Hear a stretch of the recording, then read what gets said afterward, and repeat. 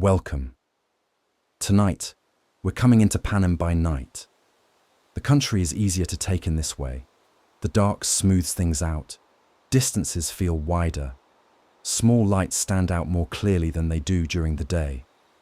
From here, the first thing you notice is the capital.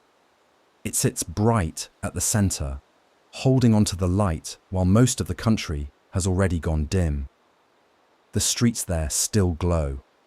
Windows are still lit. The city seems awake in a way the rest of Panem does not. But the farther you look beyond it, the more the rest of the country begins to appear. A road cutting through open land. A few lights gathered at the edge of a town. A train moving somewhere in the distance. Long dark stretches where there is nothing much to see at all. Then, little by little, the districts begin to take shape. Not all at once, just in glimpses. A quiet row of houses, a fenced road, a factory window still shining after dark, a porch light left on, a dock somewhere along the water, a hillside gone nearly black under the evening sky. That's one of the easiest ways into this world. Not through the history first, not through the rules, just by seeing how it looks when the day is nearly over. Because even from a distance, you can already tell that life does not feel the same everywhere. The capital is bright, smooth, and easy to notice. The districts feel quieter, more worn in, more grounded. That difference is part of Panem from the very beginning. The center shines. Everything else stretches outward from it. And out there, beyond the bright city, people are finishing shifts, closing doors, washing dishes, walking home, or sitting under dim kitchen lights with the day almost behind them. Some places would be still by now. In other places, work would still be going. A late truck on the road, machinery humming a little longer, a train line carrying on through the dark. What makes Panem feel real is that it isn't one single place with one single mood. It's a whole country spread across forests, hills, shorelines, fenced edges of towns, public squares, rail stops, factory yards, orchards, and mining roads. Every part of it carries something a little different. Different weather, different work, different sounds at the end of the day. And that's where we'll begin. Not with everything at once, just with this first pass over the country while the light is fading. The capital still shining at the center, the districts spread wide beyond it, and the feeling that the more time you spend here, the easier it becomes to understand the shape of the world below. There's a long history here. We'll get to that. There are people, places, and years that changed this country in lasting ways. We'll get to those too. But for now, it's enough to arrive, to come in slowly, to see Panem first as a night landscape, a bright city in the middle, dark land all around it, and scattered points of light where the rest of the country is settling in for the night. From up here, Panem looks quiet, not empty, just quiet in the way a country can seem quiet when most of it has settled into the dark. The capital is still the easiest thing to see. It sits bright at the center, holding the eye for a moment before anything else does. Its buildings catch the light. Its streets still glow. Even at night, it feels arranged, neat, finished. Like the day does not end there in quite the same way it ends everywhere else. But the longer you look beyond it, the more the rest of Panem begins to show itself. The districts do not appear all at once. They come into view slowly, in pieces. A road running through open land, a cluster of rooftops at the edge of a field, a rail line cutting through the dark, a few lights near a factory yard, a shoreline with only the faintest suggestion of movement, a hillside town almost hidden once the sun is gone. It takes a moment before the country starts to feel wide. Then all at once, it does. The capital remains at the center, but everything beyond it stretches farther than it first seemed to. The land opens out in every direction. Forests, hills, water, fenced roads, working towns, places built close together, and places where the distance between one light and the next feels long enough to notice. That distance matters here. You can feel it even before you know much about the country itself. The capital stands apart, and the districts live around it, far enough away to feel their own weather, their own pace, their own way of ending the day. Some places would be nearly still by now. In others, work would still be going. A machine humming somewhere behind a wall, a truck passing on a narrow road, a late train moving through the dark without much sound beyond the tracks themselves. The country is held together across all that space. That may be the next thing you notice. Not just how far everything reaches, but how it stays connected. The rail lines matter. So do the roads. Goods move through this country. People do too, though not always freely and not always often. Things are carried from one place to another, because each part of Panem is expected to give something. One district works with what grows, another with what is pulled from the ground, another with power, or machinery, or wood, or fish brought in from the water. The details change depending on where you are. What does not change is that every district has its part. The capital gathers the benefit of all of it. And from up here, before any of those places come fully into focus, that arrangement can already be felt. The center is bright. The rest of the country spreads around it. Life keeps moving outward, but the weight of things seems to settle inward. That is one of the first truths of Panem. Another is easier to notice once you stay with the view a little longer. The capital looks polished. The districts look lived in. There is a difference between those two things. A polished place gives the impression that effort has disappeared. A lived-in place still shows the marks of it. That difference sits all across this country.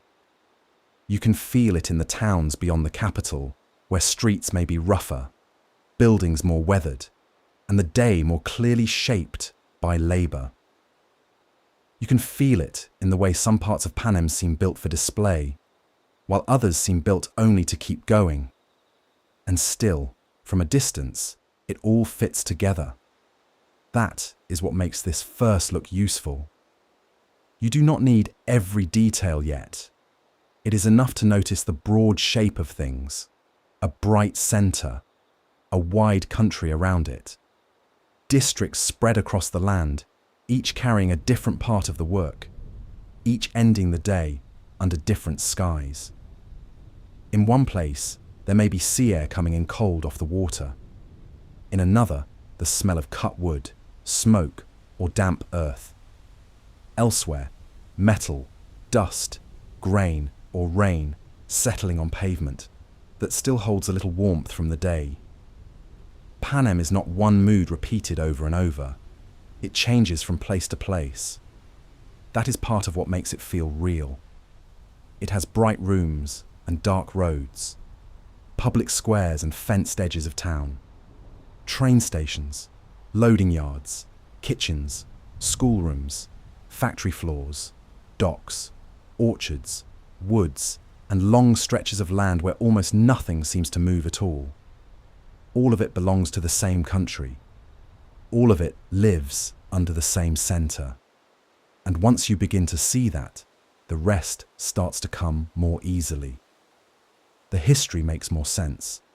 The districts begin to feel distinct. The capital begins to feel less like a city on its own, and more like the point everything bends toward. That is where this first look leads, not into every answer all at once, just into a clearer sense of where we are.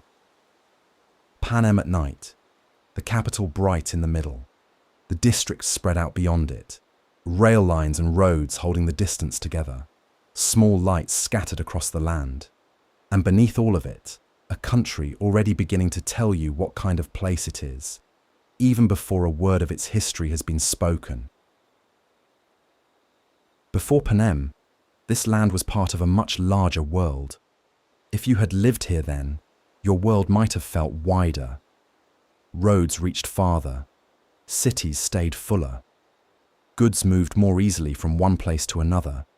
A thing made far away could still find its way to your town.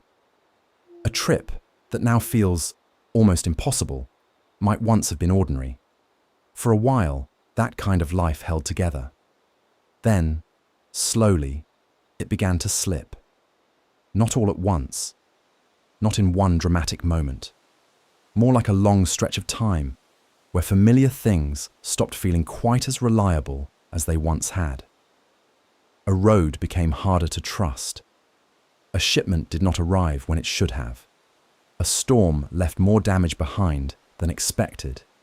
A season gave less than people needed. At first, these might have felt like problems that would pass. A bad year, a delay, a rough stretch. But the trouble did not stay small. It began to gather, and once it did, ordinary life started to change with it. The farther away something was, the less certain it became. Food, fuel, medicine, tools, power. Anything that had to travel now carried risk with it. Anything people once took for granted began to feel less dependable. If you were living through those years, you probably would not have felt the whole world changing all at once. You would have felt it in smaller ways. A store with less on the shelves, a longer wait, a colder house, a road no one wanted to take after dark, a piece of equipment that could not be replaced, a part that should have come last month, then next month, then maybe not at all.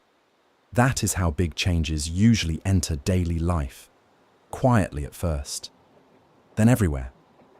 Some places held together longer than others. There were towns that still had working roads, lit buildings, enough structure to make each day feel mostly familiar. There were still places where people could tell themselves things would settle down again. Elsewhere, the cracks showed sooner. Buildings were left behind, neighborhoods thinned out, routes changed. Certain places started mattering less, simply because they were too hard to reach or too costly to keep going. Over time, people pulled inward, closer to what they knew, closer to what they could fix themselves, closer to what the land around them might still provide. That changed the feel of life more than anything else. The world became smaller, not in size, but in reach. A place 50 miles away could begin to feel farther than a place 500 miles away once had, just because the road between you and it no longer held the same promise. A nearby river began to matter more. A patch of working ground mattered more. A full pantry mattered more. A roof that could last through another winter mattered more. If you lived there, your attention would start to settle on near things. The road outside, the weather coming in, the supplies left in storage, the people you could count on, the places close enough to reach without depending on luck. That kind of life leaves its mark. It changes how people think, how they travel, how they plan. It makes them practical, careful, less interested in what should work, and more concerned with what still does. This land would have looked different then too. There were still pieces of the older world standing. Roads, bridges, buildings built for a bigger life than the one people were able to live now. Some of them were still in use, some only partly. Some were just there, holding on, long after the purpose they were built for had faded. You might pass a tower with only a few lit windows, a station that once served hundreds, now nearly quiet, a road still open, but rougher each season. A neighborhood where only a few houses still showed signs of life after dark. It was not one clean ending. That is important. The old world did not disappear in a single moment. It thinned out. It faltered. It became less dependable, then less connected, then something people remembered more than they trusted. And inside that slow fading, new habits began to form. People gathered where the land could still support them, near water, near useful ground, near whatever resources still made steady life possible. That is how new centers begin, not always with ambition, sometimes with necessity. A place with food matters, a place with fuel matters, a place with shelter, useful land, and enough people to keep things running matters even more. Those practical choices slowly reshaped the map. Routes reformed, communities settled, boundaries began to matter more, not always as clean lines at first, more as lived understanding. This road is worth keeping. That route is no longer safe. This town still trades. That one has gone quiet. This river matters now. That old connection does not. People learned the shape of survival before they learned the shape of the country that would come later. And survival has its own rhythm. Meals still need to be made. Repairs still need doing. Children still grow up. Even in difficult years, life keeps asking for ordinary things. Firewood stacked by the door. Water carried in. Boots drying by the stove. A late meal. A light left on a little longer because someone has not come back yet. Imagine an evening in that older world, after things had already begun to narrow. The room is smaller than the world used to feel. The light is low. Maybe there is a radio, though it may or may not work tonight. Maybe there is a map nearby, but the map matters less than the road outside and whether it is still passable by morning. That is the kind of life this land was moving toward. More local, more uncertain, more shaped by weather, distance, and whatever still held together. By the time Panem began to take form, people here already knew what instability felt like. They knew what happened when systems stretched too far. They knew what it meant to wait for something that never arrived. They knew the strange mix of relief and caution that comes when a stronger center begins to rise again. Because after years of uncertainty, order can look comforting. A stronger hand can look reassuring. Clear rules can feel safer than chaos, at least at first. And that is where the next part of the story begins. Not with Panem fully formed, not yet, but with the first signs of something more organized taking hold, something steadier on the surface, something built to gather the scattered pieces of the land and pull them inward.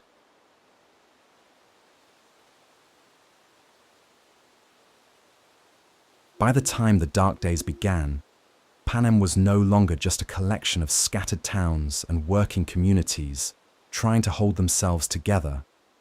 It had become a country, not an easy one, not an equal one, but a country all the same, with the capital at the center, and the districts spread far beyond it. From a distance, it may have looked steady enough. Trains still moved. Work still got done. The lights still came on at night. But underneath that, something harder had been building for a long time. The districts carried the work. The capital carried the power. And the distance between those two things was becoming harder to live with.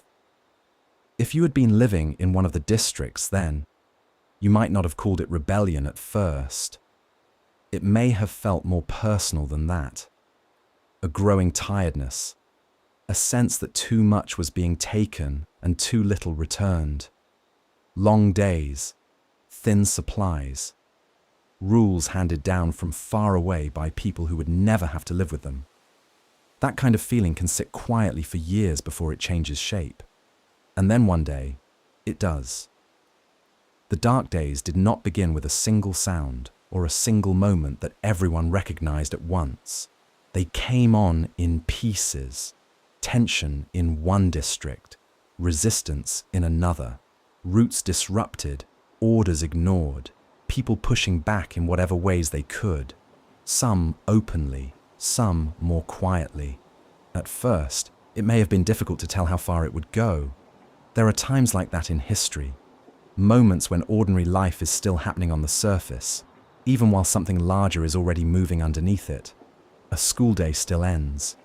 A store still opens in the morning. A meal is still set on the table. And yet the feeling in the air has changed. People speak more carefully, or perhaps they stop being careful in the old way. News travels unevenly. Rumors move faster than facts. One road is said to be blocked. Another district is said to be unresting. A train does not arrive when it should. Someone you know comes home with a story that sounds almost too large to believe. That is how a country begins to feel different before it fully becomes different. And as the conflict grew, the capital answered the only way it knew how. With force, with control tightened further, with a determination to hold the country in place, no matter what it cost. The districts pushed back. The capital pushed harder, and the distance between them, which had once been political, economic, and social, became something even sharper. It became war. Imagine the roads during that time. Less certain, less safe. Travel that once felt routine now carrying risk with it. Stations watched more closely. Supplies delayed. Messages slowed or cut off. The ordinary paths that linked one place to another, no longer feeling quite ordinary at all. In some places, the change would have been loud. Crowds, damage, armed response. In others, it may have arrived more quietly. A patrol where there had not been one before. A house gone dark. A meeting place no longer safe to use. People learning very quickly what could be said, where it could be said, and who could be trusted to hear it. That is part of what makes a period like this so unsettling. Even when the fighting is not right in front of you, it reaches into daily life. It changes how people move, how they speak, how they wait, how they look at the road when night falls and someone is still not home. If you were living through it, the world would probably feel smaller again. Not because the land had changed, because fear narrows things. It brings your attention close. The people in your house, the supplies left on the shelf, the sounds outside, the question of whether tomorrow will feel ordinary or not. And still, across Panem, life would have kept pressing forward in its strange, half-familiar way. Meals cooked in tense kitchens, boots left by the door, children listening from the next room while adults lower their voices, factory shifts still running in some places, fields still needing to be worked in others. That is one of the hardest things to picture, and one of the truest. Even in periods of open conflict, much of life still looks like life. The difference is in the strain, the silence, the way every ordinary thing begins to carry a little more weight. The capital understood that weight too. It understood the value of making an example, of showing what happened when the order of Panem was challenged. And as the fighting went on, it became clear that whatever came after would not be softer. The country would not emerge from this more open or more trusting, not if the capital could help it. Eventually, the districts were defeated. Not all hope at once, not all resistance in one final clean moment, but defeated all the same. And when the conflict ended, Panem did not return to how it had been before. The capital remained at the center. The districts remained spread around it. The rail lines still crossed the land. The roads still connected towns. The lights still came on at night. But the country that came out of the dark days was changed. The old imbalance had not been solved. It had been sealed in more tightly. The capital had learned something from the war. It had learned that power did not only need to be held, it needed to be displayed. It needed to be repeated. It needed to live in the memory of the country so clearly that no one could mistake who had won and what it had cost to challenge them. That feeling settled over Panem after the dark days. Not all at once, but steadily, like dust after something heavy has fallen, like the quiet in a room after an argument is over, when everyone knows the room is not the same anymore. If you stood in a district square after that, it might have looked ordinary enough at first glance. People passing through, work waiting to be done, weather moving in. But the war would still be there, in memory, in fear, in the caution people carried with them, in the plain understanding that what came next would be built on this ending. And that is what made the dark days so important. They were not only a war, they were the wound Panem would be forced to live around. Everything that came later would grow out of them. The rules, the fear, the rituals that followed. The capital's need to remind the districts, year after year, that the old order had been broken once and would never be allowed to break so easily again. So when the dark days ended, the country did not exhale. It tightened. And in that tightening, the next chapter of Panem quietly began. After the dark days, Panem did not become gentler. It became stricter. The capital had won, and it wanted the country to remember that in a way no one could ignore. Not just once, not for a few years, every year. That is where the Hunger Games began. If you lived in one of the districts, you would not have first known them as a story or a spectacle. You would have known them as a date on the calendar. A day people were aware of long before it arrived. A day that changed the feeling of a town before anything had even happened. Morning would come the same way it always did. Breakfast made, shoes pulled on, doors opened, but the day would not feel ordinary. Even in quiet homes, it would be there, in the way people moved, in the way conversations stayed shorter, in the way children were looked at a little more carefully than usual. By the time the square began to fill, the feeling would already have settled over the place. Rows of people, faces turned forward, names waiting to be called. The kind of silence that does not feel peaceful, only controlled. That is part of what made the games so powerful. They were not sudden. They were expected. They returned on schedule.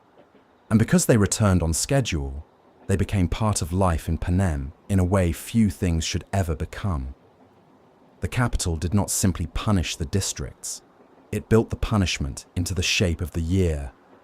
One boy, one girl, taken from each district, sent away, forced into something the whole country was meant to witness. If you were standing in the square, you would not need anyone to explain what it meant.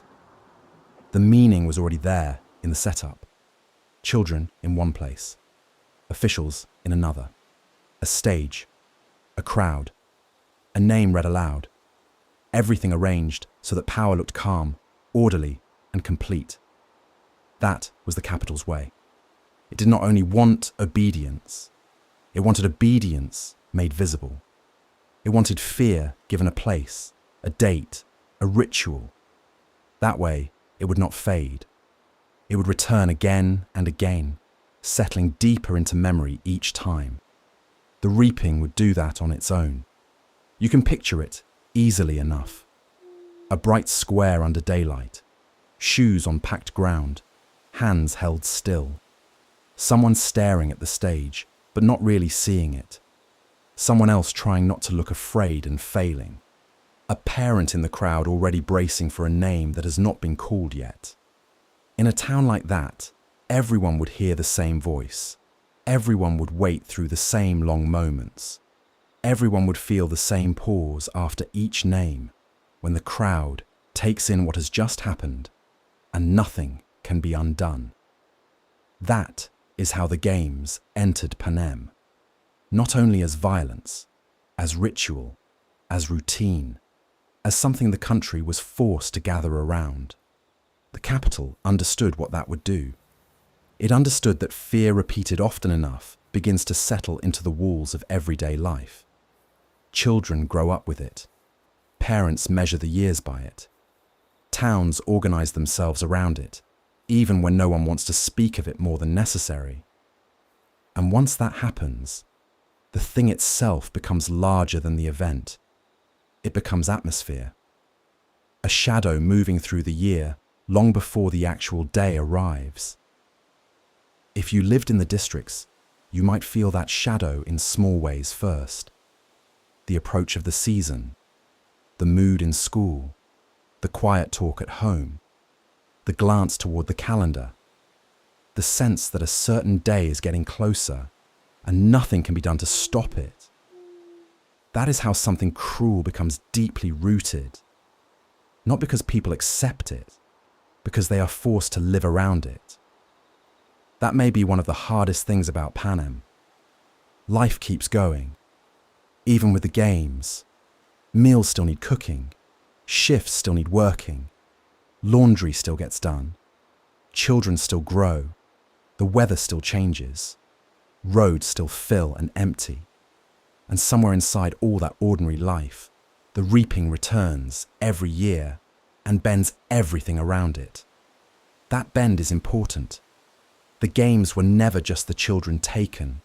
They were the fear before, the silence during, the emptiness afterward, a house that feels different that night, a chair at the table no one wants to look at, a town that seems to move more quietly for a while, as though even the roads understand something has been taken from them.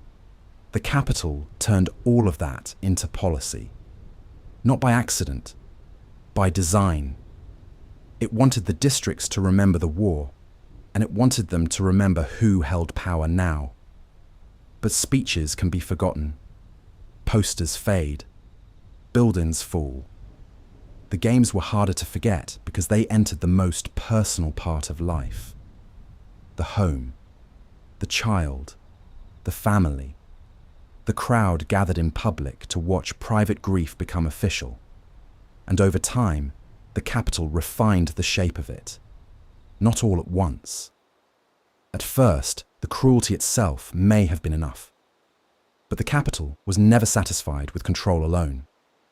It wanted presentation. It wanted the event to carry the full weight of ritual, image, and memory. That would come more fully later. Still, even in the beginning, the outline was there.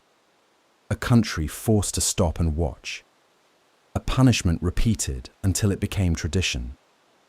A system that reached into the districts not only through laws and labour, but through the yearly taking of children. Imagine the feeling in a district the morning after. The square mostly empty again. A few people moving through it because they have to. The stage gone or being taken down. The weather continuing as if nothing unusual has happened. A cart passing. A shop opening late. Someone sweeping a doorway because routine is one of the only things left to hold on to.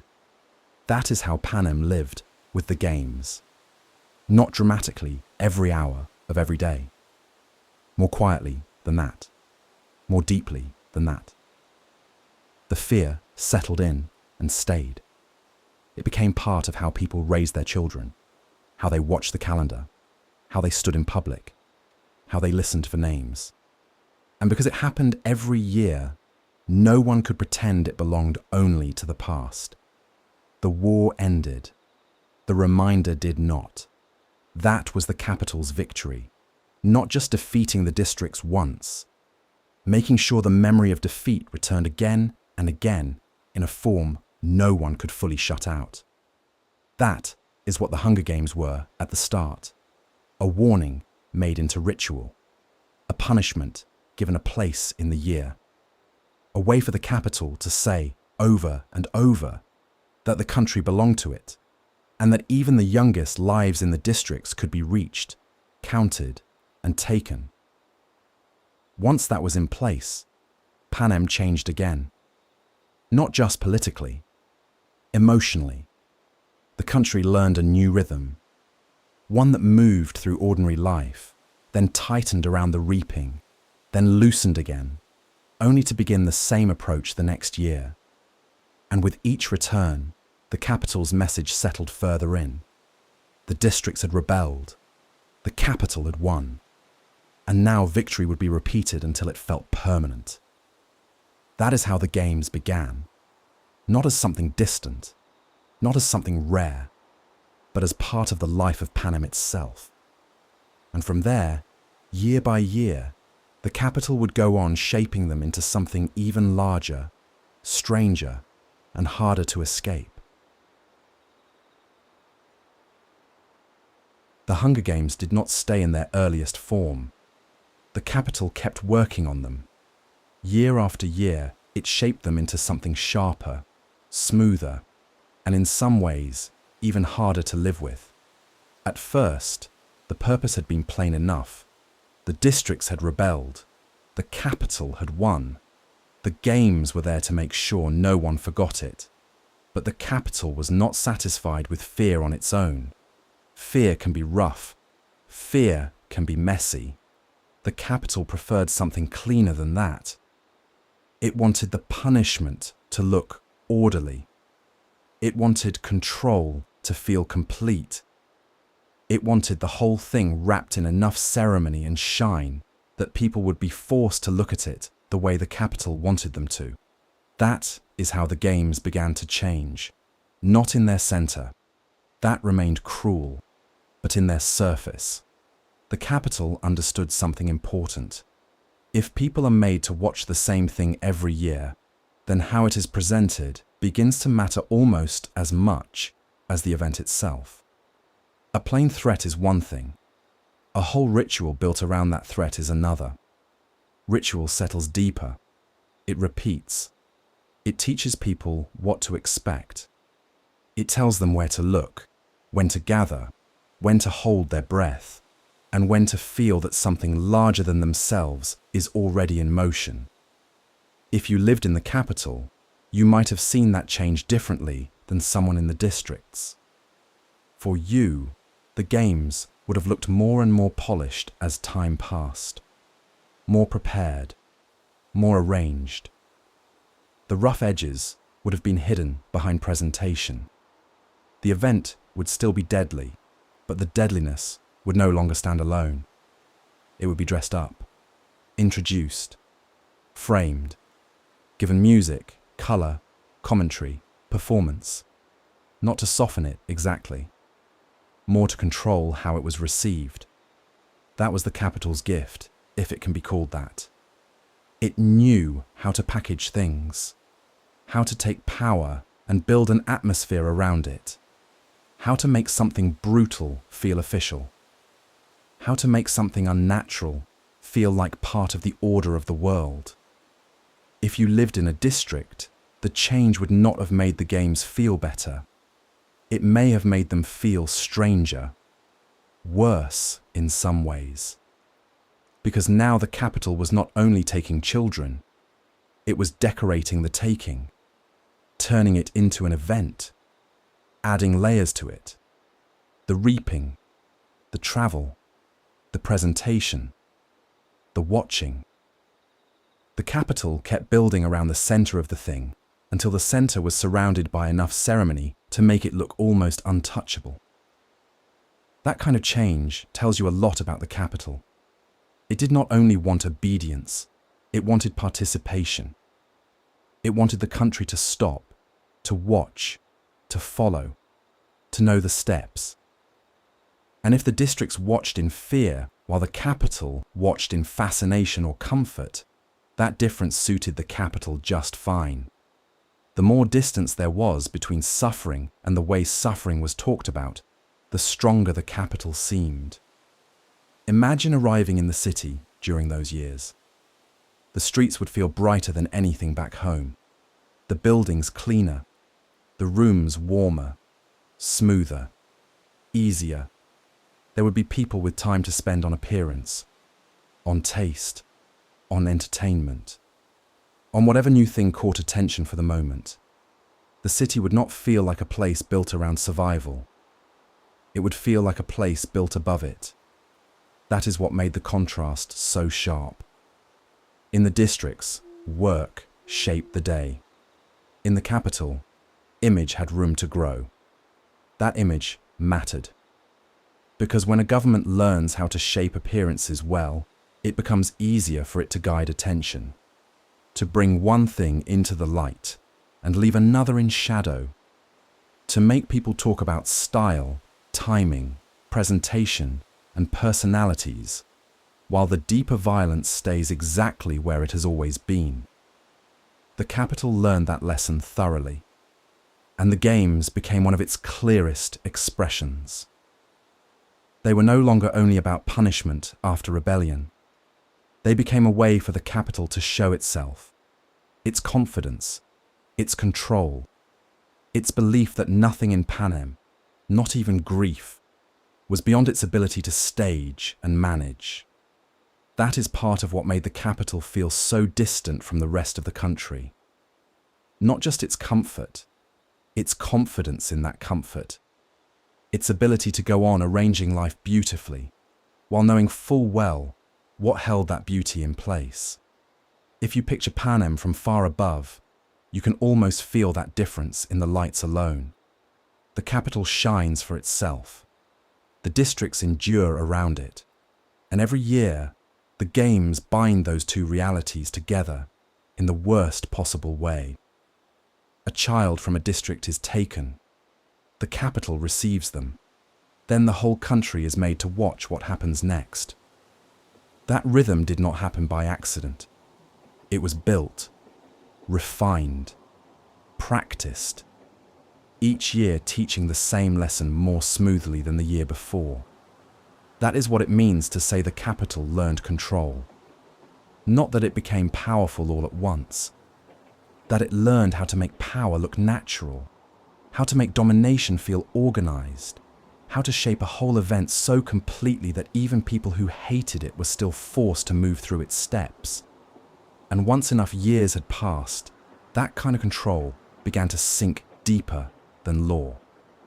It entered memory, habit, expectation.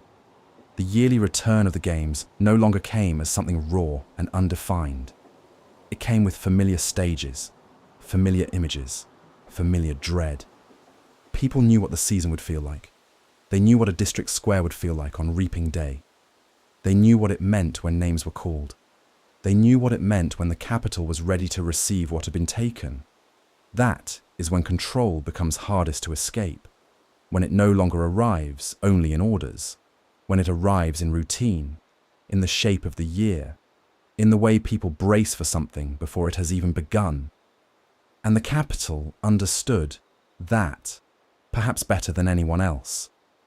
It knew that a system repeated often enough begins to feel permanent, even when it is cruel, even when it is wrong, even when everyone living under it knows, somewhere deep down, that it was built by human hands and could one day be broken by human hands too. For a long time, though, the capital did make it look permanent. The city stayed bright. The districts kept working. The games kept returning.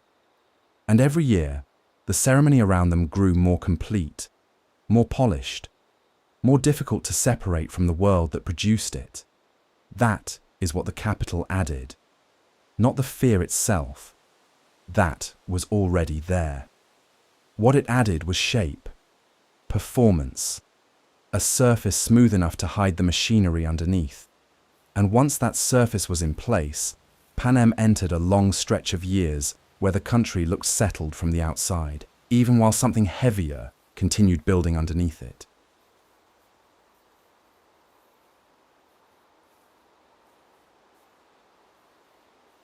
After that, life in Panem settled into something that could almost pass for peace. Not true peace, just routine. The kind that takes hold when a system has been in place long enough for people to stop expecting it to change.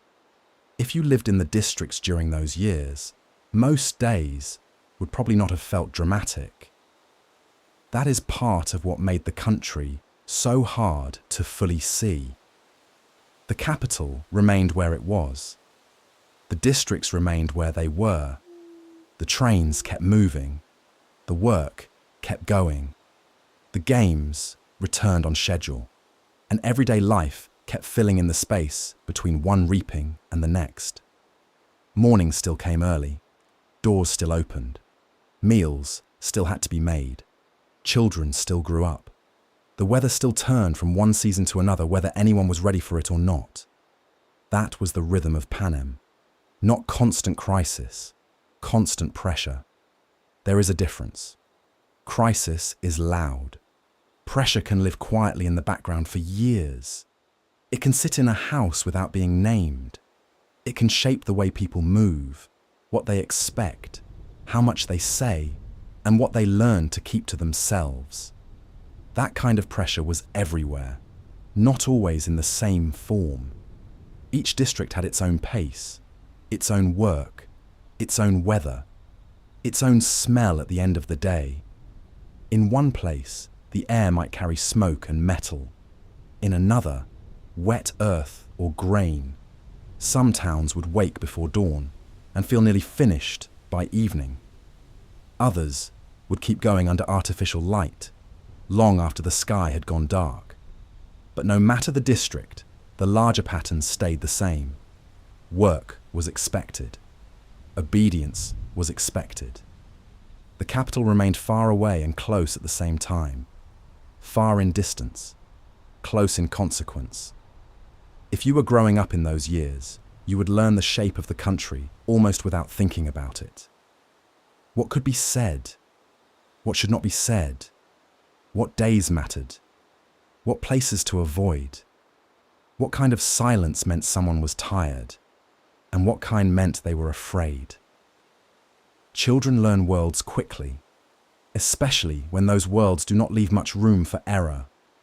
And adults learn to carry them, to move through routines without drawing too much attention, to stretch what they have, to make ordinary life out of conditions that were never meant to feel ordinary.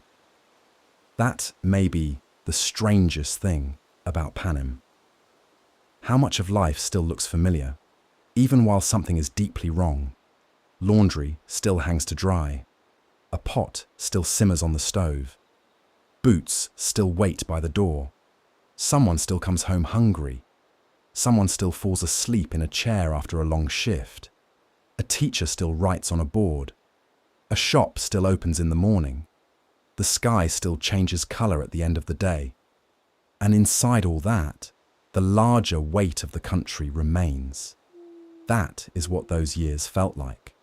Not stillness, containment. The capital did not need to prove its power every morning because people already lived with the shape of it. The districts understood what was expected of them. The games returned every year to make sure no one forgot.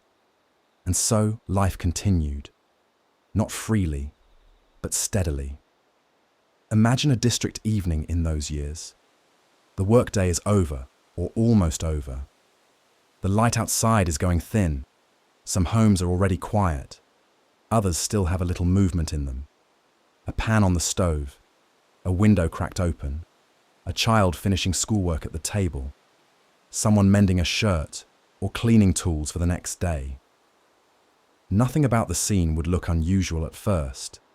That is exactly why it matters. Because Panem held together through ordinary life as much as through fear. People adapted. They had to. A system lasts longer when it can fold itself into routine.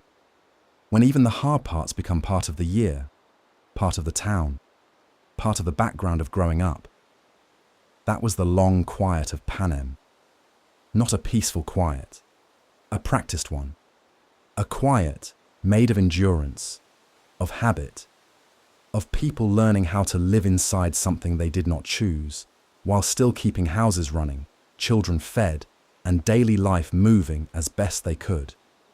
From the outside, the country may have looked settled. And in some ways, it was. But strain does not disappear just because it becomes familiar. It collects. Slowly. Quietly. And after enough years, even a life built around endurance begins to change from the inside. Nothing in Panem changed all at once. That is important. If you had been living there during those years, you probably would not have woken up one morning and thought, everything is different now. It would have been smaller than that, quieter, a feeling before a fact, a change in the air before a change in the road. Most things would still look the same at first. The capital still bright, the district still working, the trains still moving on schedule, the games still returning every year. From a distance, the country would have seemed as fixed as ever. But from closer in, the mood had begun to shift. Not everywhere in the same way, not at the same speed. Still, something was different. Imagine standing in a district square on an ordinary day. Nothing dramatic is happening. People are moving through the space the way they always do. A truck passes. A shop door opens. Someone crosses the street with their head down against the weather. And yet, the place feels slightly less settled than it used to. Not louder, not freer, just less fully resigned. That kind of change is hard to measure. It does not arrive with banners or speeches. It begins in smaller places, in the way people look at each other, in the way certain silences stop feeling empty and start feeling shared, in the way old fear is still there, but no longer does all the work it used to do. For a long time, Panem had been held together by routine. That routine mattered. It kept people moving. It kept days predictable enough to survive. It helped the capital maintain the shape of the country without having to force its power into view every hour of every day. But routine has limits. When pressure lasts long enough, people do not always break under it. Sometimes they begin to see it more clearly. That is what these years were starting to hold. Not open rebellion. Not yet. More like a thinning of certainty. If you had grown up in Panem, you would have known the rules before anyone had to explain them twice. You would have known what days to dread, what subjects to leave alone, what it meant when a room went quiet in a certain way. But you might also have started noticing that other people knew the same things you knew, that they were carrying the same weight, that the life around you was not just difficult, but arranged to be difficult in very specific ways. That kind of understanding can stay quiet for a long time. Still, once it begins, it changes the world. The capital was used to obedience. It was used to fear. It was used to the yearly return of the games doing its work. But fear repeated too often can change shape. It does not always disappear. Sometimes it settles into something steadier, something that watches, something that remembers, something that waits. You can feel that in the atmosphere of Panem as these years begin to turn. The country is still controlled, still divided, still carrying on in the same broad pattern, but the feeling underneath it has shifted. The stillness is no longer complete. The old order no longer feels quite as natural as it once did. Imagine a late evening in one of the districts. The road is mostly empty now. A few windows are still lit. The workday is over, but no one seems fully at ease. There is nothing obvious to point to, no single sound, no visible sign that history is beginning to move again. And yet, it is there, in the pause before someone answers a question, in the way people listen more carefully, in the sense that what has always been accepted may not remain accepted forever. That is how change often begins in a place like Panem. Not with a shout, with attention, with memory, with the slow return of the thought that the world as it stands is not the only world possible. The capital could still hold the country together. It still had power. It still had distance, ritual, control, and force. But power looks different once people begin to see it clearly. The same square, the same stage, the same train tracks, the same fences, and yet none of them feel quite as settled as before. That was the beginning, small enough to miss if you were not looking for it, strong enough to matter once it arrived. And from there, little by little, Panem began moving toward another change it would not be able to avoid. The capital is easiest to understand at night. That's when the difference stands out most clearly. From far away, the city still glows. Long after much of the country has gone dim, the capital holds onto its light. The streets stay bright. Windows remain lit high above the ground. The buildings seem almost polished enough to reflect the dark back at itself. If you were arriving here for the first time, that might be the first thing you'd notice. How finished everything looks, how carefully arranged it all feels. The city does not seem worn down by the day in the same way the districts do. It does not seem built around tired hands, muddy roads, or weathered fences. It feels removed from all of that. And that distance matters, because the capital is not only the centre of Panem, it is the part that looks least burdened by the work that keeps the country running. If you walked its streets in the evening, you might notice how smooth everything feels. Clean stone, bright windows, well-kept buildings, public spaces that feel designed to be seen as much as used. Even quiet corners of the city would still carry that sense of order. Nothing looks accidental. Nothing looks left behind. The capital gives the impression that someone is always tending to it, always maintaining it, always making sure it remains exactly what it is supposed to be. That creates a very particular kind of comfort. Not the comfort of home, not the comfort of a warm kitchen after a long day. A different kind. A comfort built out of control, distance, and polish. If you lived here, the country beyond the city might feel far away, even when it is the reason the city can live as it does. That is one of the strangest things about the capital. So much of Panem bends toward it. Resources, labor, attention, fear, and yet inside the city, it can all seem softened at the edges. Not gone. Just hidden under enough brightness and presentation that daily life can continue without needing to look too closely at what supports it. That surface matters.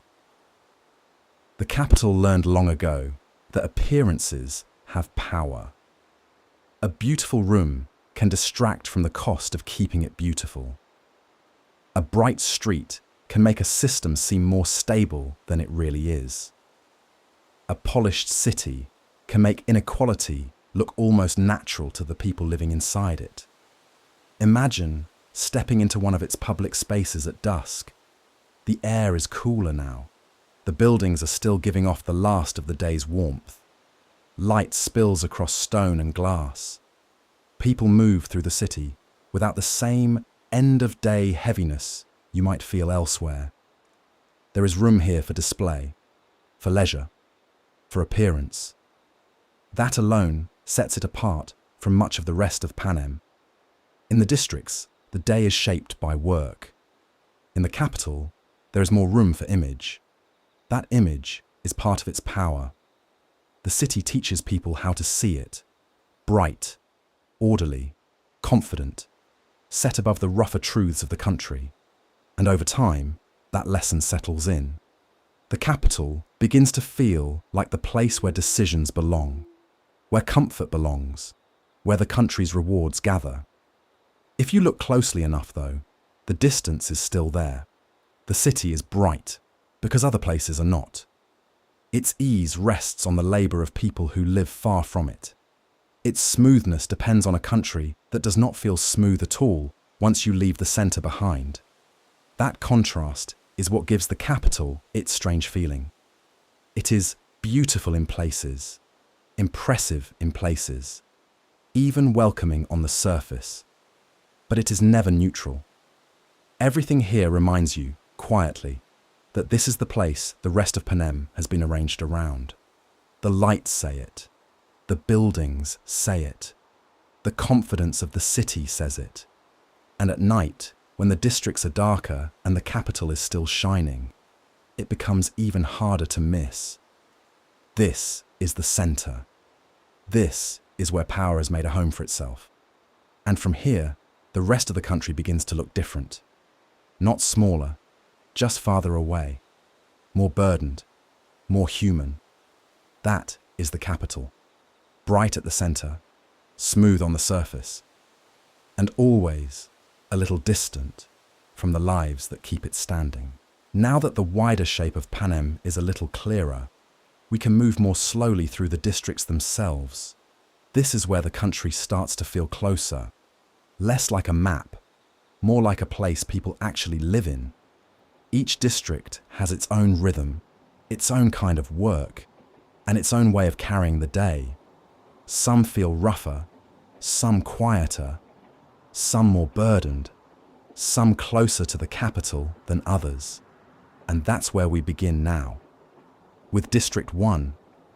District 1 feels close to the capital in more ways than one. If you arrived here in the evening, the first thing you might notice is how finished everything seems. The roads are cleaner. The buildings look better kept. Even the quiet has a slightly polished feeling to it, as though life here is meant to appear more settled than it does in much of the rest of Panem. That does not mean it is soft, only that it carries itself differently. District 1 has long been tied to luxury, fine goods, beautiful things, objects meant to shine, to decorate, to be chosen for their appearance as much as their use. And that gives the district a particular mood. You can feel it in the care of the storefronts, in the way light might fall across glass late in the day, in the sense that craft matters here, not only labour. If you lived in District 1, your work might still be demanding, but it would likely feel closer to the capital than the work in many other districts. Closer in taste, closer in expectation, closer in the kinds of things your hands are asked to make. That closeness matters. It shapes the district.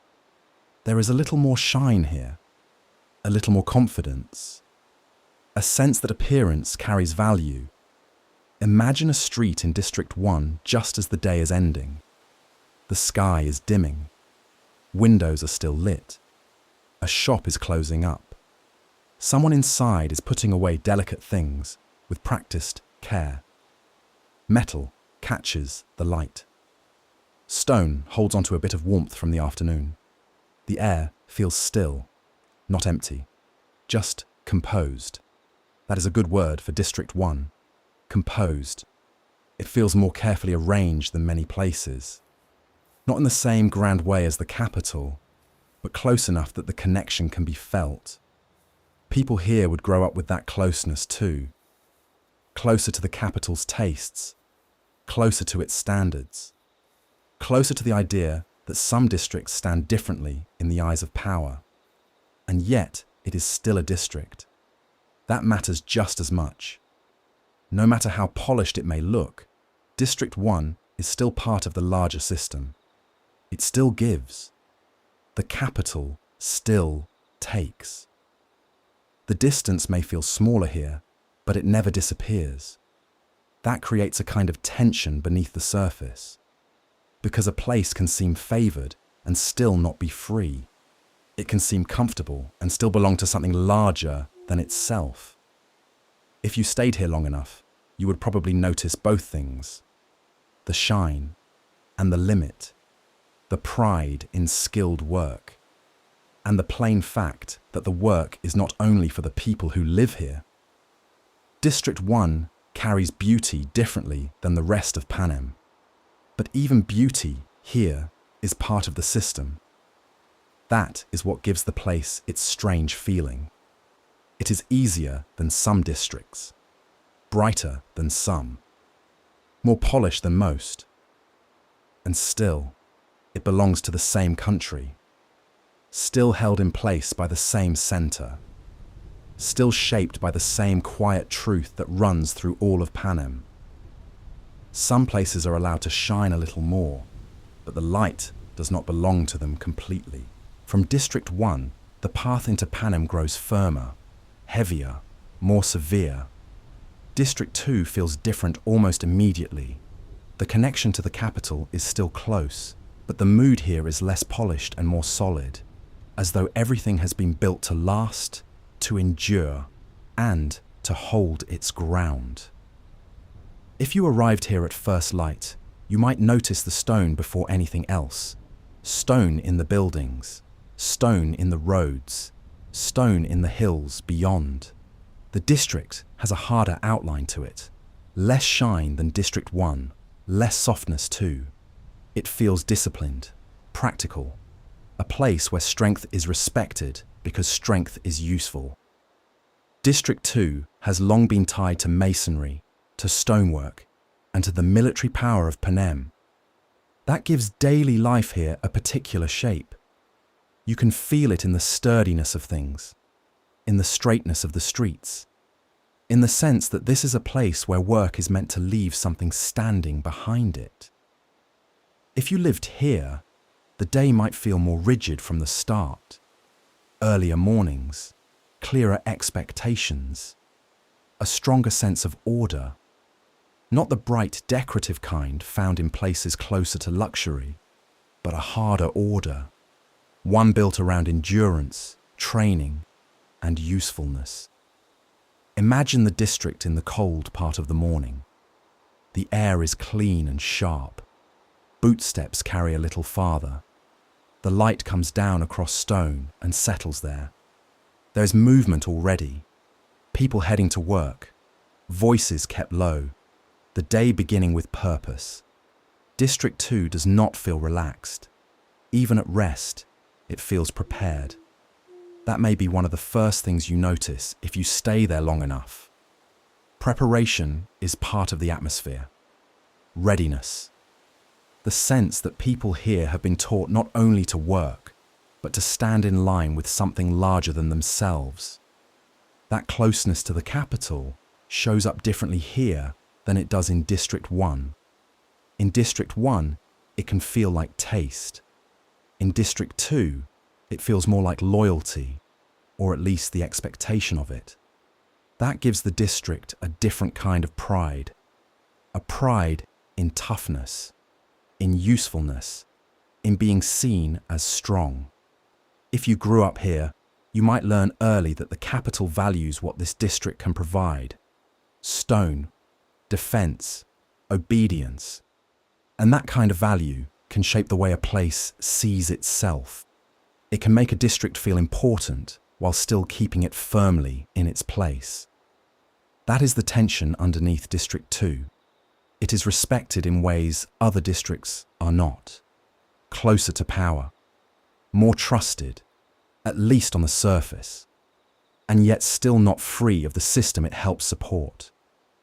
That contradiction gives the place its weight, because a district can be favored and still be controlled. It can be strong and still be used. It can stand close to power without ever truly sharing it. Imagine evening here. The workday is ending.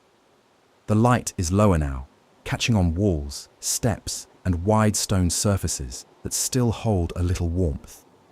The district goes quieter than it was in the morning, but not softer. There is still a seriousness to it. Still that feeling of structure and readiness. A place where rest feels earned, but never careless. District 2 carries itself with more force than many parts of Panem. It feels solid, capable, steady under pressure. But like every district, it exists inside a larger arrangement. Everything strong here still bends toward the capital in the end. And once you feel that, District 2 becomes easier to understand. It is not only a place of stone and discipline, it is a place shaped by proximity to power, close enough to reflect it, close enough to help enforce it, and still, in its own quiet way, close enough to reveal what that power asks from the places nearest to it. District 3 feels different in a quieter way. It does not have the shine of District 1. It does not carry the hard, disciplined weight of District 2. Its mood is more inward than that. If you came here at night, you might notice the glow first. Not the warm glow of porch lights or kitchen windows. Something cooler. A light behind glass. A workroom still lit. A row of windows in an industrial building where someone is still finishing the day. District 3 is tied to technology. Circuits, machines, systems that keep larger things running. That gives the district a different kind of rhythm. Less open, more enclosed. More time spent around work that hums, clicks, flashes, or quietly keeps moving, even when no one is speaking. If you lived here, the day might feel less shaped by weather than by process. Not completely, of course. The weather still matters everywhere. But here, the atmosphere feels more indoor than outdoor, more workbench than field, more wiring than stone. You can imagine rooms with tables laid out carefully, tools kept in place, parts small enough to lose if you are not paying attention, hands working with focus, not force. That is the feeling of District 3. Precision, patience, attention. It is a district that seems built around thought as much as labor, around knowing how things fit together, how one small piece affects the next, how a whole system can depend on details most people never see. That can make the place feel a little hidden from the outside. The work matters deeply, but it is not always work that announces itself. It happens behind walls, inside factories, at benches and stations, in places where the air may carry heat from machinery, the smell of metal, oil, dust, or warm wiring. Imagine walking past a building here just after sunset. The outside is quiet enough, but inside there is still light, still movement, still the low, steady sound of something being made, repaired, tested, or kept in motion. District 3 does not feel showy, it feels absorbed. That is part of what makes it interesting. A place can be deeply important without ever drawing much attention to itself. And that seems true here. If you grew up in District 3, you might learn early to notice small things, how something is built, why it works, what causes it to fail. That kind of thinking shapes a place. It creates a district that feels sharp in a quieter way than District 2. Less about force, more about understanding. But like every district, it still lives inside the larger rules of Panem. The knowledge here does not belong entirely to the people who hold it. The work here still feeds upward, toward the capital, toward the larger machine of the country. That gives District 3 its tension. Because knowledge can be useful, it can also be controlled.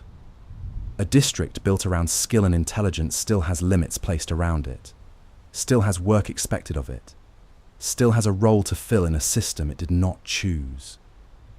Imagine the district late in the evening, the day mostly done. The roads quieter now, a few windows still lit. Somebody finishing delicate work under bright indoor light. Somebody else heading home with tired eyes and careful hands. The town settling down, but not all at once. District 3 feels like that. a place where the mind stays busy a little longer, a place where thought and labor are tied closely together, a place less interested in appearance than in function. And because of that, it carries a different kind of presence in Panem. Quieter than some districts, less visible than others, but important in ways that run through the country all the same. District 4 opens up in a different way. After the enclosed feeling of District 3, this place feels wider. The air moves more freely here. The horizon does too. If you arrived early in the morning, you might smell the water before you saw it clearly. Salt in the air, wood damp from the night, ropes, nets, weathered docks, and the slow beginning of another day shaped by the sea. District 4 is tied to fishing. That gives life here a rhythm that feels different from the inland districts. The day does not only depend on schedules and shifts, it also depends on the water, on weather, on currents, on the kind of morning it is. If you lived here, you would probably learn to read those things early. The look of the sky, the feel of the wind, the sound of the water against the dock. That kind of knowledge becomes part of ordinary life in a place like this. You can picture the district waking up in layers, boats being prepared, gear checked by hand, voices carrying lightly in the cool air. A few lights still on near the shore, while the rest of the town is only just beginning to stir. There is work here, of course, hard work, but the mood feels more open than in many other parts of Panem, less enclosed, less boxed in. Even the sound is different. Not the low industrial hum of a district built around machinery, not the heavy stillness of stone. Here, the background is water, gulls in the distance, wood shifting underfoot, waves moving in and out with a rhythm that never fully stops. That gives District 4 a different kind of life. The sea changes the way a place feels. It leaves salt in the air, weather on the buildings, and a sense that the edge of the district never fully closes. Even when the work is long, there is still that openness, that wider line where the land gives way. If you grew up here, your days might feel shaped by both routine and uncertainty. The routine of preparing, mending, hauling, sorting. The uncertainty of the water itself. That mix gives District 4 its mood. Skilled, capable. A place where people likely know how to work with their hands and with the shifting conditions around them. Imagine evening here. The light has gone softer. The docks are quieter now. Boats are tied up. The town is settling down with that tired feeling that follows a day spent outdoors. A few windows glow. The shoreline darkens. The smell of salt and worn wood stays in the air. District 4 does not feel untouched by the capital. No district is. The work here still feeds the larger country. What is pulled from the water does not stay only with the people who catch it. Like every other district, it gives more than it gets to keep. Still, there is something about the coast that makes the place feel a little harder to fully contain. Maybe it is the horizon. Maybe it is the movement of the water. Maybe it is just that a district by the sea always seems to hold a little more distance inside it.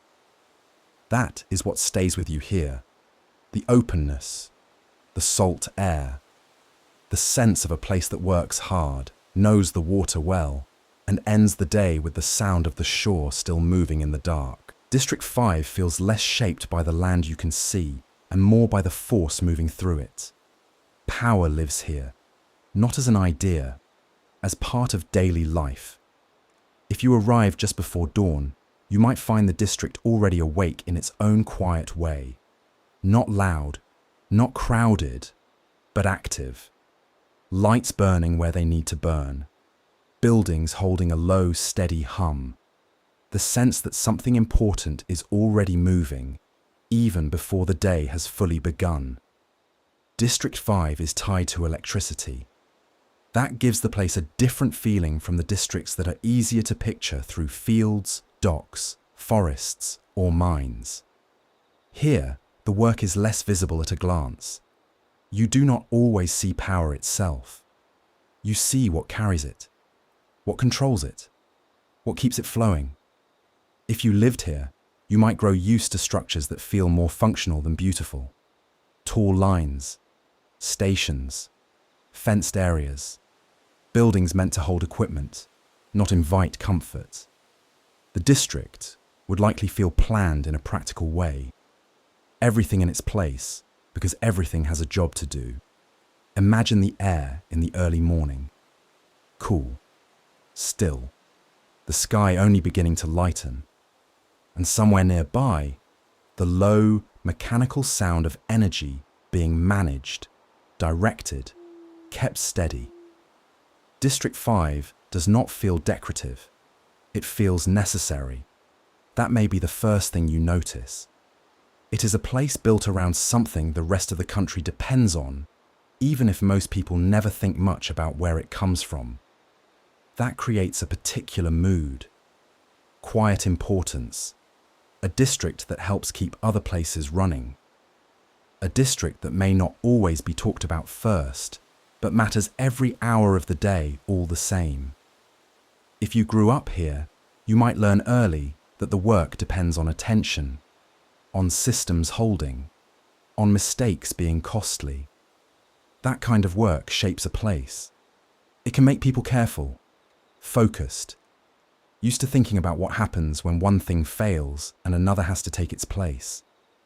There is something steady about District 5. Not warm, exactly. Not cold either. More controlled, measured. A place where the day is built around maintaining flow. You can picture evening here too. The sun dropping, the district dimming at the edges, but never fully going dark in the way another place might. Some lights stay on because they must. Some buildings continue their quiet work through the night. The town settles, but the larger task goes on. That gives District 5 a different kind of tiredness at the end of the day. Not the feeling of work completely finished. More, the feeling of handing it forward, from one shift to the next. Like every district, it still belongs to the capital's design. The power managed here does not stay only with the people who live here. It moves outward, feeds other places, supports a country that takes what it needs and rarely asks gently. That truth sits underneath the district. Even in a place built around energy, the larger current still runs toward the capital in the end. And that is what gives District 5 its place in Panem. Not loud, not showy, just essential. A district of steady hands, guarded spaces, and the quiet work of keeping the lights on across a country that rarely stops to think about where the light begins. District 6 feels built around movement. Not the open movement of the sea, or the quiet movement of power through lines and stations. A more worn kind of movement. Tracks, vehicles, parts, routes that carry people and goods from one place to another. If you arrived here in the grey light before morning, you might notice the roads first. Wide stretches of pavement, rail yards, loading areas, repair spaces already beginning to stir. The district has the feeling of a place that keeps things going. Not by standing still, but by making sure other places can keep moving. District 6 is tied to transportation. That gives daily life here a different shape.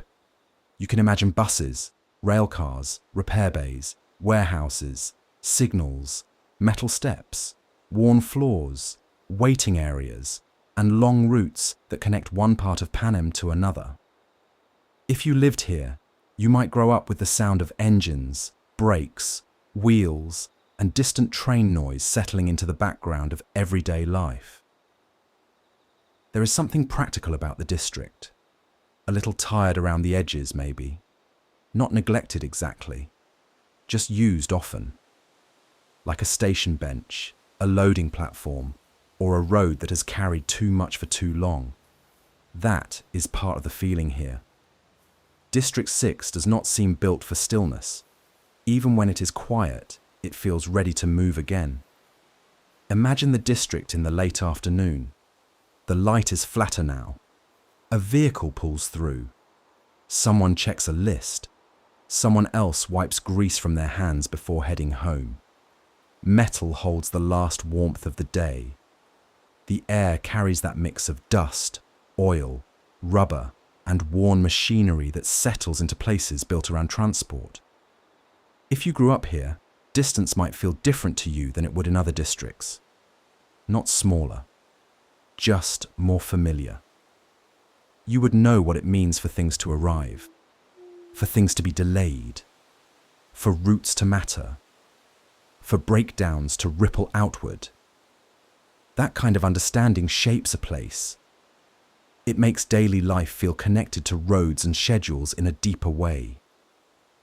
District 6 is one of the places that reminds you, Panem is not only divided, it is linked, held together by tracks, roads, shipments, vehicles, and all the people who keep those things working.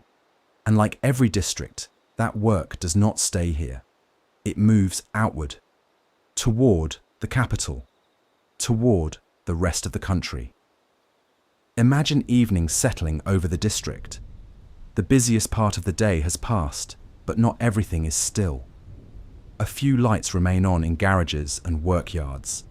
A train moves somewhere in the distance. A route ends. Another begins. That is District 6. A place shaped by motion, worn by use, and always carrying part of the country from one point to the next. District 7 feels like a place where the trees are never very far away. Even before you see the deeper woods, you can feel them in the air. The smell of cut wood, damp bark after rain, cold mornings that seem to hold onto the ground a little longer than they do in other places. If you arrived here early, you might hear the work before you saw much of it. The sharp bite of tools in timber, a truck somewhere on a rough road, boots on wet ground. District 7 is tied to lumber. That gives the district a certain weight. Not heavy in the same way as stone or machinery.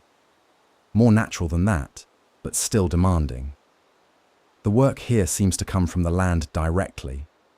Trees cut down, wood hauled out, boards stacked. Forest turned into something useful by hand, labor, and long hours. If you lived here, the seasons would likely matter a great deal. Rain would matter. Cold would matter. The feel of the ground under your boots would matter. This is the kind of district where the weather stays close to daily life. Imagine the district in the afternoon. The light comes through the trees in broken pieces. Roads look rougher here. Buildings feel practical.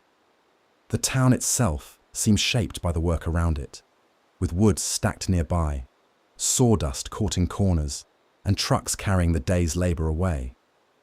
There is a sturdiness to District 7, not polished, not showy, just steady. A place where the work leaves its mark on everything around it, on clothes, on hands, on the smell of the air at the end of the day. And like every district, it gives more than it gets to keep. The trees may be here.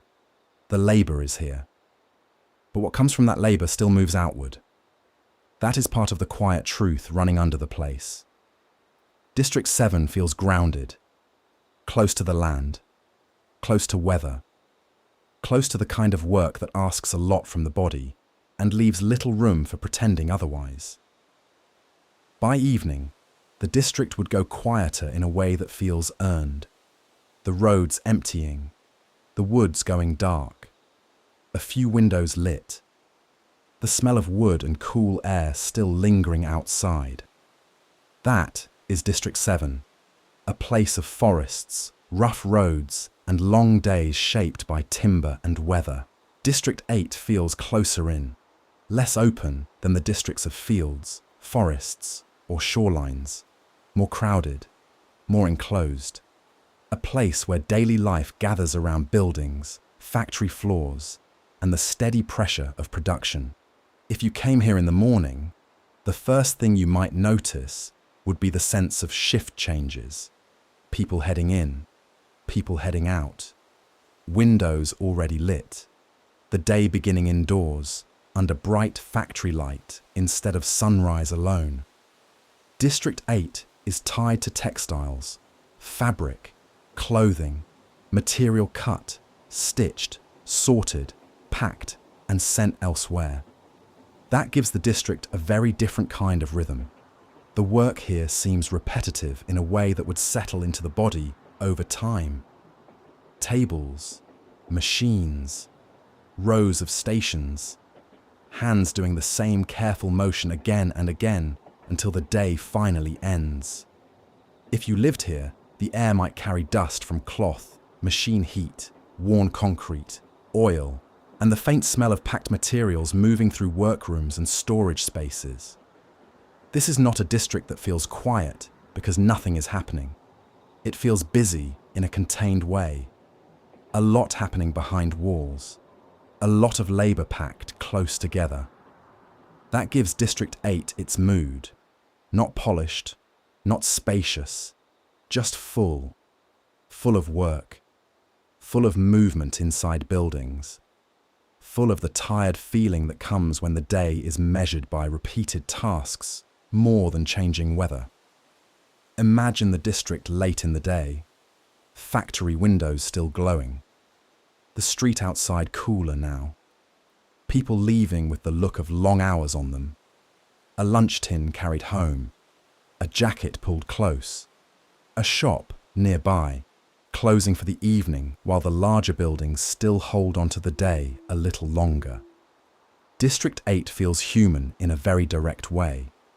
The work here is constant, visible in the pace of life, in the closeness of the streets, and in the plain understanding that a district like this runs on effort from morning to night.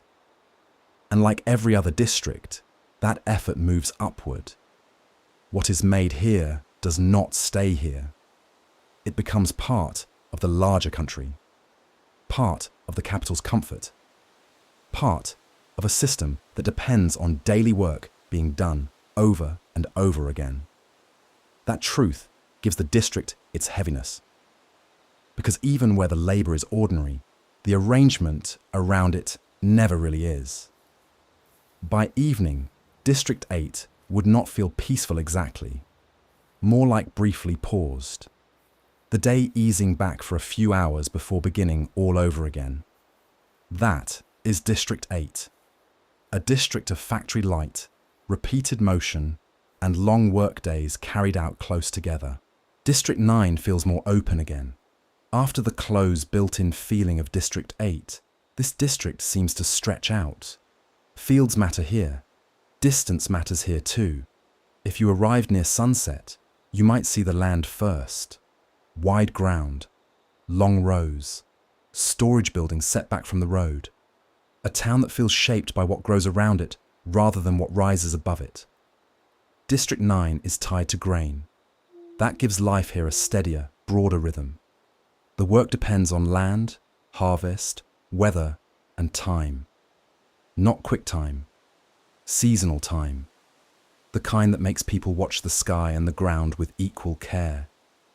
If you lived here, the year would not feel the same all the way through. Some stretches would be quieter, others full. Planting, growing, waiting, harvest. The district would move with those cycles, and daily life would follow them. There is a plainness to District 9, not in a bad way, more in the sense that the work is straightforward, necessary, and deeply tied to survival. Grain feeds people, it stores, it travels, it becomes part of daily life in a way almost every other district depends on, whether they stop to think about it or not. Imagine the district in the late afternoon. The light is lower now. turning the fields softer at the edges. A truck moves down a long road. Dust lifts and settles. A few people are still out finishing the day, while town lights begin to come on one by one. The air feels broader here, less enclosed, more shaped by wind, weather, and open land. That openness gives District 9 its feeling. It does not seem flashy. It does not seem close to the capital. It seems necessary. A place where work is quiet, large in scale, and spread across the land itself. And like every district, what is grown here does not stay only with the people who grow it. It moves onward, stored, shipped, and folded into the larger life of Panem. That is the pattern. The district works. The capital gathers. By evening, District 9 would probably feel tired in a calm way. The fields dimming, the roads quieter, the day settling down over open ground that will still be there in the morning, asking for the same care all over again. That is District 9, a district of grain, long fields, and the slow, steady work of feeding a country that rarely feels equally fed in return. District 10 feels older in the body. Not old in years exactly, old in the way the work settles into a place. If you arrived here just after sunrise, you might notice the smell first. Dry ground, hay, leather, animals kept close enough that the air carries them before the eye catches up.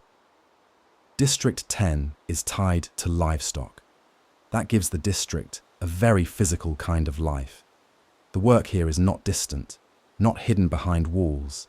It lives out in the open, pens, fences, barns, wide stretches of land that feel more used than polished. If you lived here, the day would probably begin early. There would be feeding, checking, repairing, hauling, cleaning, moving, the kind of work that repeats because living things depend on it. That creates a different rhythm from districts built around machinery or factory floors. The day here would feel shaped by bodies, animal bodies, human bodies, heat, weight, weather, dust that settles on boots and stays there the rest of the day. Imagine the district in the late morning. The light is already stronger now. Gates open and close. A truck passes slowly on a rough road. Somewhere nearby, animals shift, call out, or settle again. The town itself might feel practical, less crowded than some districts, less enclosed, a place built around the work happening outside it. District 10 does not feel delicate. It feels durable, a little worn, a little sun-beaten. The kind of place where the work leaves its mark on the land and on the people doing it. If you grew up here, you might learn quickly that care and toughness go together. Animals need handling. Land needs keeping. Fences need mending. Nothing stays done for very long. The work comes back the next day, and then the day after that. That is part of the feeling here. Responsibility that does not pause. A district where life is measured not only by clocks, but by what still needs feeding before nightfall. And like every district, District 10 gives more than it keeps. What is raised here moves on. It feeds a country that is not equally close to the labour behind it. That truth sits quietly under the place. Because for all its open land and working yards, District 10 still belongs to the same arrangement as everywhere else. The district works. The capital benefits. By evening, the pace would finally begin to ease, the light turning softer over the fields, the fences darkening, the town settling into that tired quiet that comes after a long day outdoors. A few windows lit, a few last chores still being done. That is District 10. A district of dry ground, hard work, and the steady care required to raise what the rest of Panem will later consume without much thought at all. District 11 feels wide, but not free. That is one of the first things you notice. The land opens up here. Fields stretch out. Orchards run in rows. The sky seems larger because there is so much ground beneath it. And still, the place does not feel loose or easy. If you arrived in the early morning, you might see mist still hanging low over the fields. The day would already be beginning. People moving out toward the work. Tools carried by hand. Boots darkened by damp ground. District 11 is tied to agriculture. Fruit, crops, food drawn from the land in long seasons of labour. That gives the district a deep connection to weather, soil and time. But it also gives the district one of the clearest examples of how unfair Panem can feel. Because this is a place that helps feed the country, and yet it does not carry the ease you might expect from that. If you lived here, the beauty of the land would not cancel out the strain of the work. The orchards might be beautiful in the right light. The fields might glow at sunset. But beauty does not make labour lighter, and it does not make watchfulness disappear. That matters in District 11. The district has a feeling of being observed. Not loudly, not always directly, but enough that the air never feels entirely relaxed. Imagine standing near an orchard at the start of the day. The trees are still cool from the night. The rows seem to go on and on. Somewhere farther off, voices carry, then fade. A wagon moves. A ladder is lifted. Hands begin the same work they began yesterday and will begin again tomorrow. There is something steady about it, but not peaceful, not fully. District 11 holds a strange mixture of abundance and hardship. The land gives. The labour is constant. The beauty is real. So is the burden. If you grew up here, you might learn early how to notice the season by smell alone. Ripening fruit, fresh-cut plants, heat rising from worked ground, rain coming across open land. You might learn the look of a full harvest and the tiredness that comes with it. You might also learn that the things grown here do not belong fully to the people who bring them in. That is part of the ache of District 11. The work is close to survival, close to nourishment, close to the oldest rhythms of land and weather. And still, the district remains under the same system as all the others. The food moves on. The capital receives. The hands that gather it keep working. District 11 feels deeply human for that reason. It is beautiful, yes, but it is not softened by beauty. If anything, the beauty makes the unfairness easier to feel. A row of trees in morning light. A field turning gold late in the day. A quiet breeze moving across open ground. All of it real.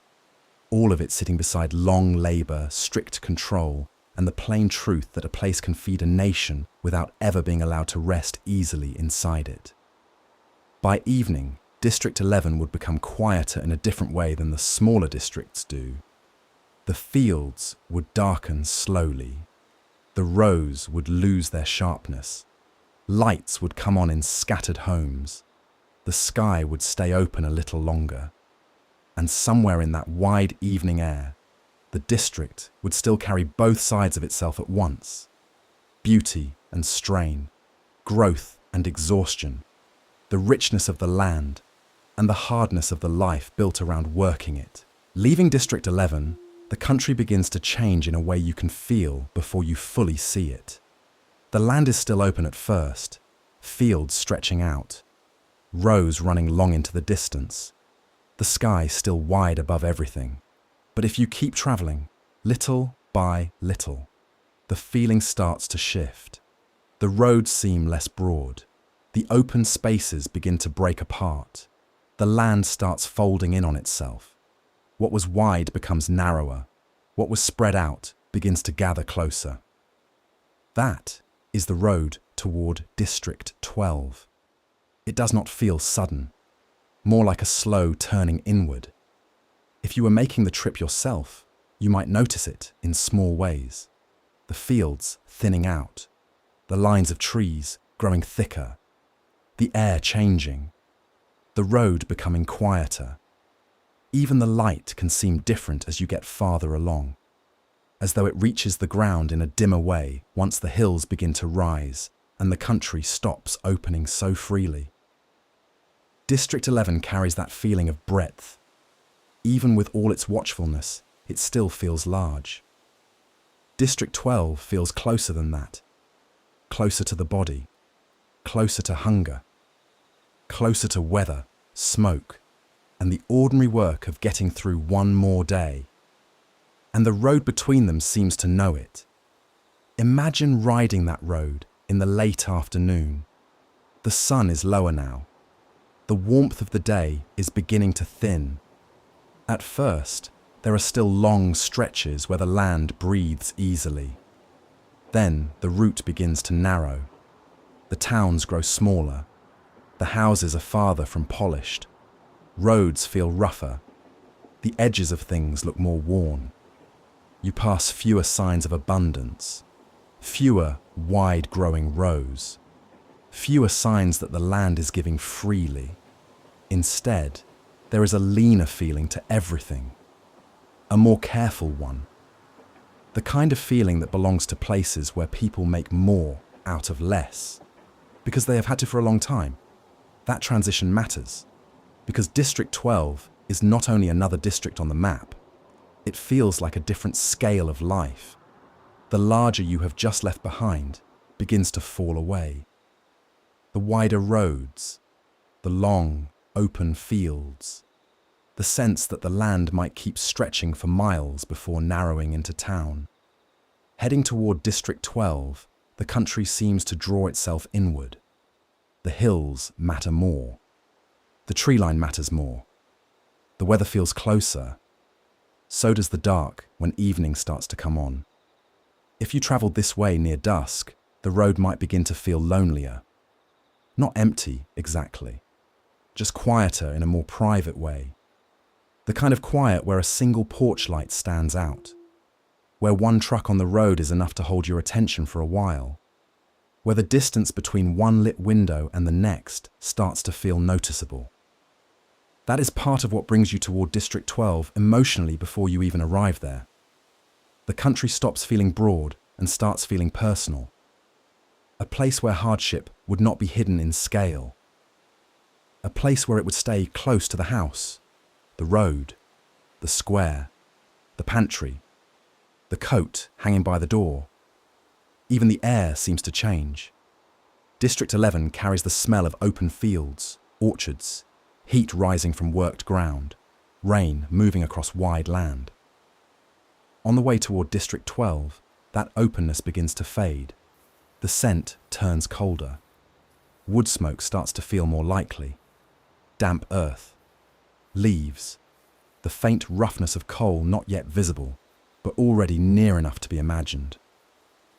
If you have ever travelled from open country into older hills, you know the feeling. The world seems to gather itself. Roads bend more. The horizon shortens. The land stops spreading out and begins to hold things in. That is what this road does. It leads from one kind of burden into another. From a district where the land is wide enough to show both beauty and control in the same glance, into a place where life feels tighter, rougher, and harder to hide inside. And because of that, the road itself begins to feel like part of the story.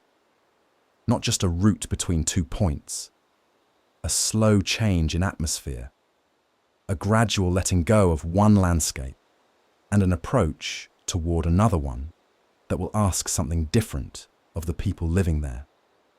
Imagine passing a few homes on the way. Nothing grand. A porch, a small yard, a fence line, the kind of places that look as though weather has known them a long time. The kind of places where the evening meal matters because the day has been long and tomorrow will likely be much the same. That feeling deepens as you go. The farther you travel, the more District 12 begins to announce itself without yet being seen in full. Not through signs, through mood, through the way the road feels, through the way the land closes in, through the sense that whatever waits ahead will be smaller, more intimate, and more worn at the edges than what came before. That is part of why District 12 carries so much emotional weight in Panem. It does not arrive like a grand reveal. It arrives quietly, a little colder, a little dimmer, a little closer to the raw facts of ordinary life. And on the road there, you begin to understand that before you ever reach the square, the homes, the mines, or the woods beyond, by the time the last stretch comes into view, evening may be fully settling in. The hills are darker now. The road feels narrower. A few lights are coming on. Somewhere ahead, smoke rises thinly into the cooling air. And just like that, the country has changed again. Not with noise, not with spectacle, just with distance, weather, and the slow shape of the land itself, leading you toward a district that feels smaller than the others, but somehow harder to forget. District 12 feels smaller than many of the other districts. Smaller, quieter, and more worn at the edges. But it also feels closer, more intimate somehow, like a place where the details of daily life stay near the surface. If you arrived here before sunrise, the first thing you might notice would be the dark, not complete darkness. Just that early grey-blue dimness that sits over a town before the day has fully begun. The houses would be modest, the roads uneven, the hills beyond still holding onto the night. And in the cold months, the air might carry wood smoke before anything else. District 12 is tied to coal. That gives the district its heaviness. Not just in labour, but in mood. Coal dust feels close here. So does the sense of long winters, tired buildings, and work that takes more from the body than it gives back. If you lived here, the morning might begin with a chill still left in the walls, a stove warming slowly, boots near the door, a table set simply, a house waking up quietly because the day ahead already asks enough. That is one of the things that makes District 12 feel so human. It is not large enough to disappear into. You can picture the homes, the fence line, the road into town, the square, the shops, the woods beyond, the open places where children might wander, and the narrower ones where adults move through the day with their attention already on work, food, weather, and what needs mending next. District 12 carries poverty plainly. It does not have the polish of the capital or the more finished feel of the districts closer to it. Things here seem used, repaired, kept going because there is no choice but to keep going. And still, there is life in that. Real life. Kitchens, neighbours, people trading what they can, people making meals from little, people finding small forms of comfort in a world that does not offer much of it freely. Imagine the district in late afternoon. The light is already beginning to thin over the hills. The square is quieter now. Somebody is on their way home. Somebody else is still out, finishing one more errand before dark. The air carries smoke, cold, and the faint, rough smell of coal that never seems very far away. That is the atmosphere of District 12. Not dramatic most of the time, just close, lean, honest in its hardship. If you grew up here, you would probably learn to notice small things. Whether the pantry feels a little fuller this week, whether the weather is turning, whether someone's coat looks thinner than it should for the season, whether there is enough fuel, enough food, enough daylight left to finish what needs doing. That kind of life sharpens attention. It keeps people close to the real shape of the day. And maybe that is why District 12 feels so memorable, because the place never drifts too far from the basics. Warmth, hunger, family, work, the hope of getting through another winter, the hope of keeping one more thing from breaking. The woods matter here too. They sit at the edge of the district, like another kind of world. Quieter, wilder, less watched, or at least differently watched. If the town feels tight and worn in, the woods feel like space. Not easy space, not safe in every sense, but room to breathe all the same. That contrast gives District 12 part of its feeling. A district hemmed in by hardship, yet always near a tree line, a hillside, a stretch of land where the town seems to loosen its grip for a while. And then there is the square, simple, public, unavoidable. A place people pass through in ordinary time, and a place that changes completely when the reaping comes. That is part of what gives District 12 so much emotional weight in Panem. The town is small enough that public life feels personal. When something happens here, it does not vanish into the distance. It stays close. If you stand in the district long enough, you start to feel how tightly everything is connected. The houses, the mines, the square, the woods, the seasons, the hunger, the brief moments of warmth that matter because so much else is hard. District 12 is not beautiful in the easy way some places are. Its beauty is quieter than that. A lamp in a small window, smoke rising into cold air, the hills at dusk, a path worn into the ground by years of the same footsteps, a room made warm enough to feel like a victory. That is what stays with you here. Not shine, not grandeur, something closer and in many ways more lasting. A district of coal, winter air, thin kitchens, familiar roads, and the stubborn, deeply human habit of making a life. Even where life has been made far harder than it should be, District 13 feels different from every district that comes before it. Quieter, more contained, more hidden from the older picture of Panem. If you were trying to imagine it from the outside, that would be the first difficulty. It does not present itself in the same way. It is harder to see, harder to read at a glance. District 13 is tied to graphite and later to something even more powerful than that. Survival through strict control, order, and life lived mostly below the surface. That gives it a completely different feeling from the other districts. If you arrived here, what would stand out is not openness, but containment. Schedules, rules, spaces used carefully. The sense that nothing is casual because too much depends on things holding together. Imagine moving through corridors where sound travels differently, rooms lit more evenly than warmly, people who are used to routine because routine has become part of survival itself. District 13 does not feel decorative. It does not feel loose. It does not even feel lived in the same way as the others. It feels managed. That is the word that stays with it.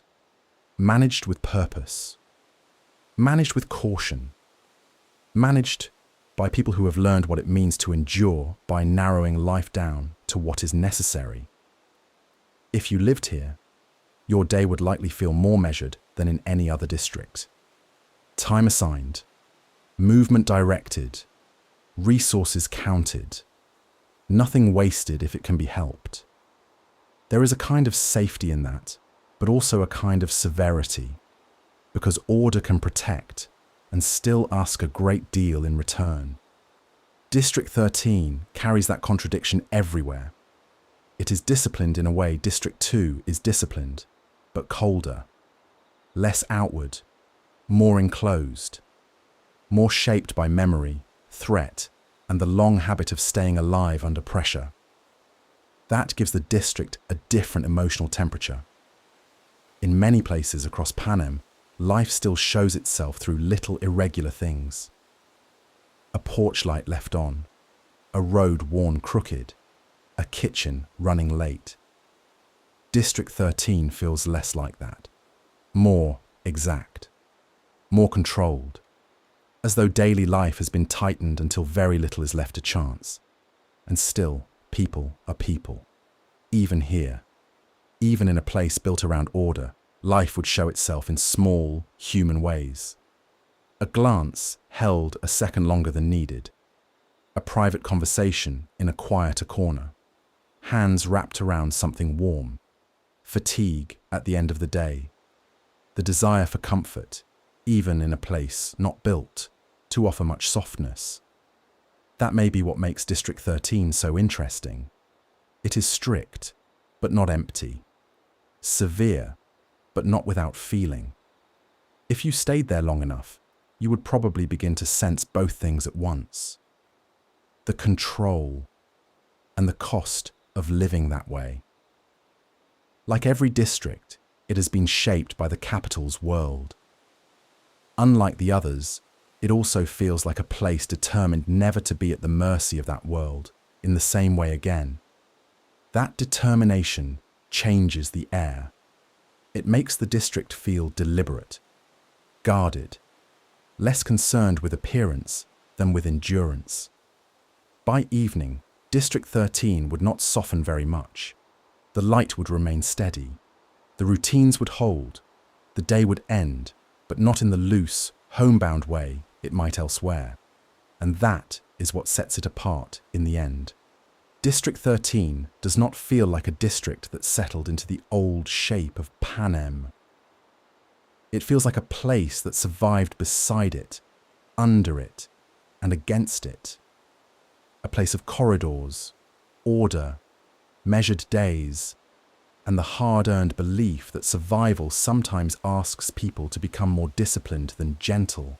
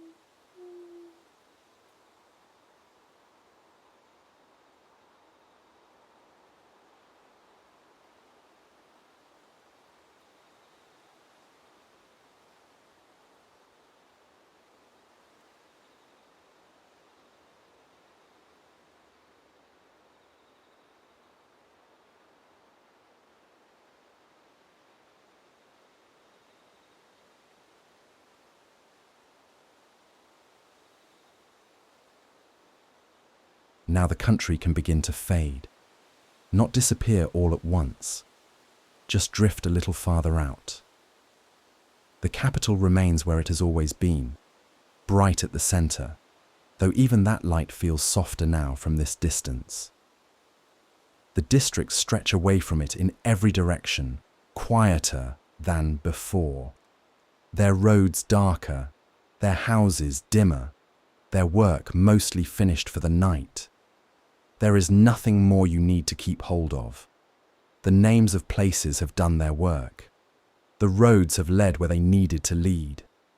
The country has opened, slowly and piece by piece, and now it can rest. If you were to pass over Panem one last time tonight, you would not need to stop anywhere for long.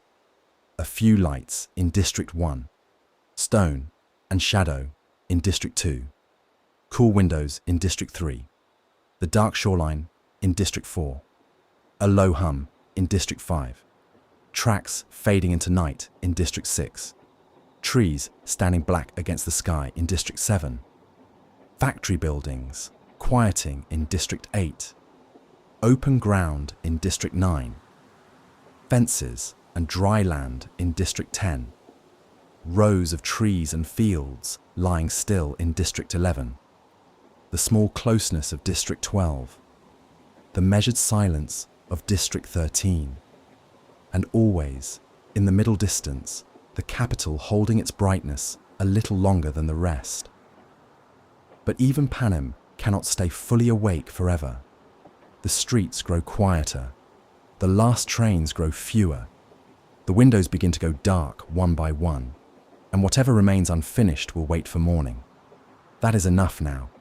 The history can settle, the districts can settle, the roads, the yards, the squares, the hills, the shorelines, the orchards, the mines, the kitchens, the stations, the lights in far-off buildings, all of it can begin to fold back into the larger quiet around it.